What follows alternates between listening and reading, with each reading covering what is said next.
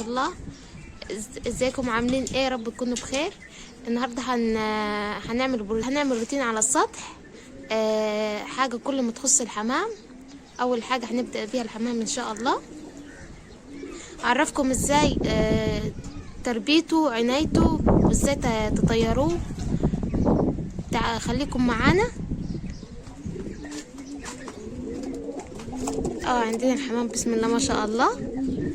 هنعرفكم ازاي يطير وازاي كمان ننظف العشه معاكم. روتين نظافته واكله وعنايته. هنفتح معاكم كده على الحمام، هوريكم ازاي بيطير. بسم الله ما شاء الله. اهو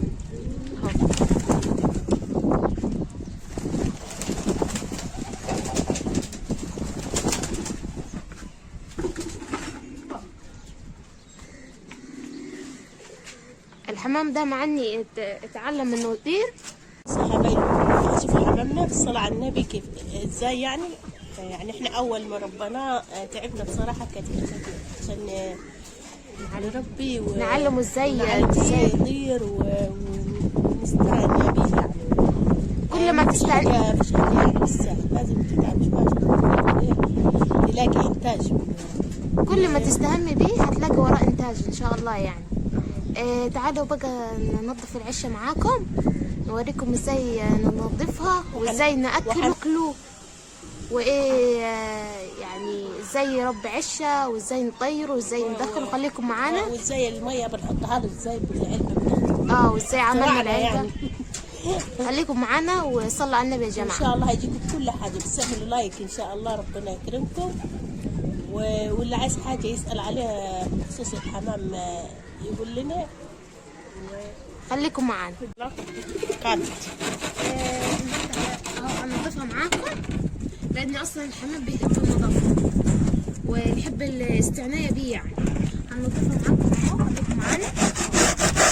تجيبوا اي مجرى اللي هي بتاعت البويه وبتاعت العجينه دي، تشيلوا كده البس بتاعه.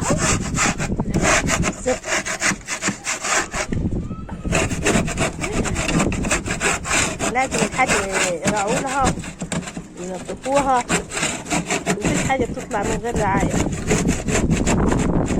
لازم تستعملوا شوية عشان تلاقوا إنتاج يعني. دي عملناها إحنا والاختراع بتاعنا. دي عملناها إحنا كده، عملناها بعلبة سمنة وفتحنا 3 فتحات وهو بيدخل راسه ويشرب. هوريكم عشان ما عملش حاجة يعني فيها. دي لازم كل يوم تتغسل عشان بيكون فيها ميكروبات وتلوث يعني، فلازم كل يوم تتغسل عشان الحمام ما يقدرش ما يتضررش. هي علبة سمنة عادية يعني، ففتحناها فتحات بالجنب بحيث انه يدخل راسه من هنا ويشرب. بدل ما تحطوا العلبة يعني ومية الكب وكده. هوريكم ازاي كمان تتفتح. تعالوا بقى نكمل. حطينا برضه بلاطة عشان المية تعلى. نشيلها معاكم. هننظف العشة كلها كده. خلوا معاكم كمان مكنسة. صلوا على النبي كده تتفرجوا. كل حاجة بتتعمل يعني. الدنيا غالية وبتساعد في البيت يعني، بدل ما تشتري حاجة بدل ما تشتري حاجة غالية تساعد. احنا عارفين اللحمة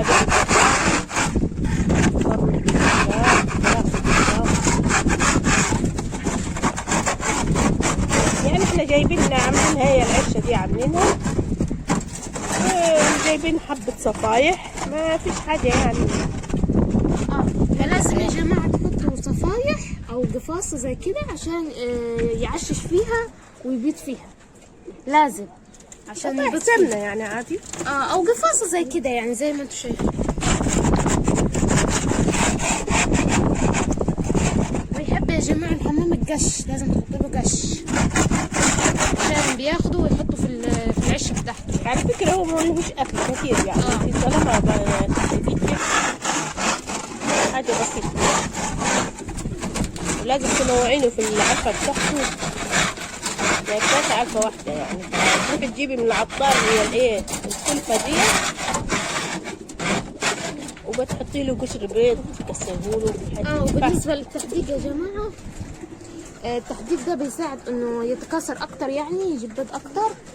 فالتحديق ده عباره عن فحم وفحم وطوب احمر وبيض، قشر بيض يكونوا محمصين بشويه ملح ورمله، وعندك صدف بتاع البحر. لو ما عندكش مش مشكله يعني، بس الطوب الاحمر والفحم لازم تكسريه وتخلطيهم على بعض وتدهولهم كل مره في الاسبوع. ديك ده لازم يعني عشان بيساعدوا في هو كل حاجه بتتباع في العطار يعني.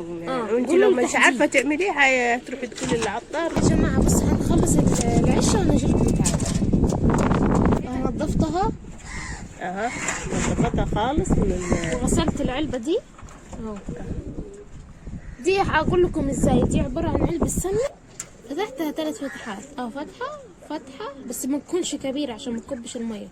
ودي بالسكينه عادي يعني. الثالثه اهي وبس فتحتها. علبه السمنه يعني بسيطه، وتغسليها وتحطي فيها ميه اهو. نظفتها. العشش دي مش هقدر اقرب عليها عشان فيها الزغاليل. دي عباره كنا جبنا جوزين بالظبط. مشروع كبر لوحده يعني، بسم الله ما شاء الله يعني. هدخلهم، شوفوا ازاي هدخلهم. عندنا صفيحه او علبه او اي حاجه. ولازم تشتري فراخ يكون موثوق مني يعني. اللي عايزه تطلقيه يكون حد موثوق مني. تعرفيه خلفته حلوه والزغاليل بتاعته حلوه.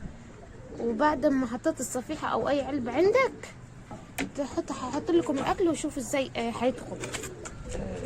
يعني لازم تجيبي حاجه مش من اي حد، مش من بتاع الفراخ. اهو عندي شويه قادي. يعني ده مش اكله بس. ده مش اكله. هنوريكم ازاي كلفه زي ما قلنا لكم يعني. بس ده هنوريكم ازاي يخش. الكلفه دي عباره عن قادي. انتوا قولوا للعطار عايزه كلفه حمام حلوه برضو. احنا هحط لكم القادي، هوريكم ازاي بيدخل العشه. كل شويه قادي.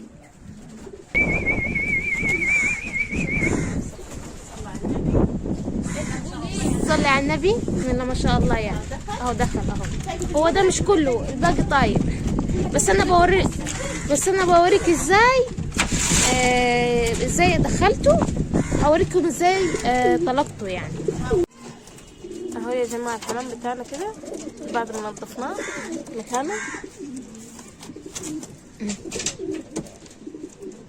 طبعا يا جماعه لو حابين يعني تطيروه، لو جايبينه كبير يعني من حد كده مشترينه كبير، لازم تقص جناحه الاول عشان لغايه لما يحفظ المكان يعني. تفتحي له من الباب وتقصي جناحه لو جايبينه كبير. لو جايبينه لسه صغير يعني شباب ولسه بيتعلم، تقفل عليه الباب لغايه لما يتعلم المكان ويشوف المكان كده كويس، وبعد كده تفتحي له الباب، تسيبي له الباب مفتوح، وبعد كده لغايه لما هيتعود هو وياخد على المكان كويس. تنتفي الجناح كله، تنتفيه نتف يعني، وبعد كده هو هيكبر. الجناح ده هيكبر لوحده، وبعد كده بعد ما الجناح بيكبر بيطير لوحده، بيرجع لوحده عادي يعني. وطبعا الحمام بيحب النظافه يعني، لازم اهتمام بيه عشان يديكي زغاليل وكده. وهو لو حمامه مثلا طارت منك، لو معاه زغليل هتلف وهترجع، لو معوش زغليل عوضك على الله. طبعا. بس لو معاه زغليل ان شاء الله ترجع. اعمل لايك يا جماعه وصلوا على النبي. الحمام لو حابين اي حاجه في الحمام يعني قولوا لنا، ابعتوا لنا واحنا هنقول له. اهو الحمام بعد ما طيرناه.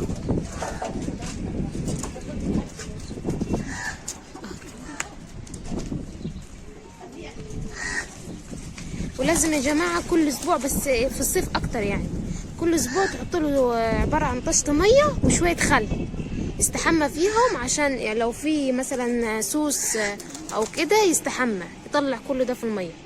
حطوا بس معلقه خل او ملح، لو ما عندكش خل حطي ملح عادي يعني. وهوريكم البحر اهو قدام. احنا ساكنين قدام البحر اهو.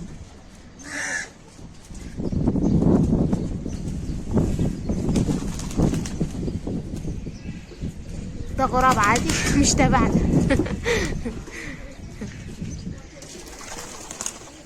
اهو طبعا بياخد كده، بيعمل مجموعة ويطير حوالين بيتك، بس مش بيبعد لما يكون متعود انه يكون متعود حافظ بيتك، يعني ما بيروحش بعيد. اهو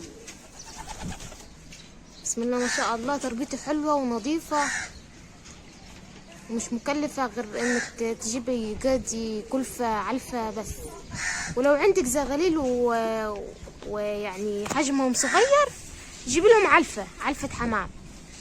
انا بستعمل علفة السلام، بتبقى بسم الله ما شاء الله يعني حاجة جميلة. بحط لهم كده كبشة على شوية قادي وياكلوه، بيخلي الزغاليل بسم الله ما شاء الله. ده صوت العبارة، صوت العبارة عندنا بتاعت المينا يعني. على اي حاجة تخص الطيور ماشي. هوريكم ازاي برضو ان شاء الله شوية قدام هنجيب كتاكيت بيضة، هنوريكم ازاي نخليهم 3 كيلو و2 كيلو. هنعمل لكم خلطات ووصفات ترفع المناعة يعني بتاعت الكتاكيت. وهوريكم برضو عندنا بط، هوريكم ازاي وان شاء الله. بس خليكم معانا واعملوا لايك والجرس عشان يوصل لكم كل جديد مننا ان شاء الله. البصرية طبعا عملت لكم ليها فيديو، هنفتحها مع بعض ونشوف النتيجة ايه.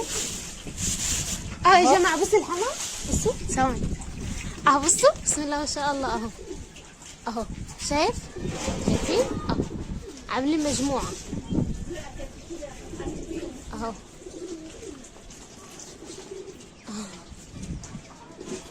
هيلف ويرجع تاني، بصوا اهو شايفين، حاجة جميلة جدا. شايفة حاجة حلوة يعني بالصلاة على النبي. طبعا هي طبعا البصرية اللي احنا عملناها مع بعض، هنفتحها مع بعض ونشوف النتيجة. بسم الله. جربي، شايفين يا جماعة؟ بسم الله الرحمن الرحيم. اهو احنا بنعمل كل حاجة في ايدينا يعني، اللهم صل على النبي، كل حاجة بايدينا. شايفين شكلها ازاي؟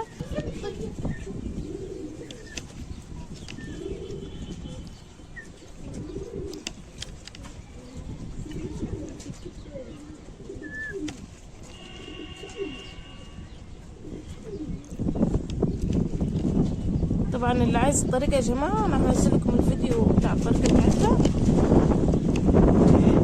هي اخذت 5 ايام واستوت يعني ما بتطولش. لو تأخرت عليها بتتهري منك وتبوظ. طبعا النهارده احنا هنتغدى منها، فقلت اوريها لكم يعني بدل ما استوت اهي.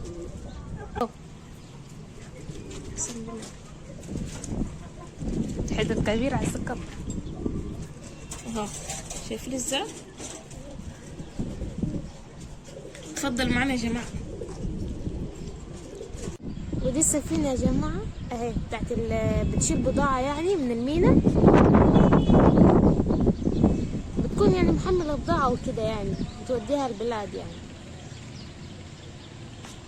احنا ساكنين جنب البحر يعني، بنوريكم. حابين نوريكم الحتة اللي احنا ساكنين فيها. دي بتكون طالعة من المينا يا جماعة.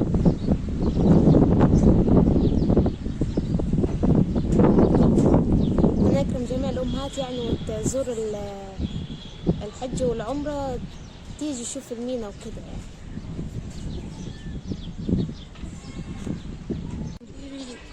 اللي حابب يتفرج يعني معانا على البحر يقول لنا واحنا ناخد له زيارة يعني على البحر ونوريكم قاعدتنا. واللي حب يجي يشرفنا على عيننا وراسنا يعني، شرفنا واحنا نوديه.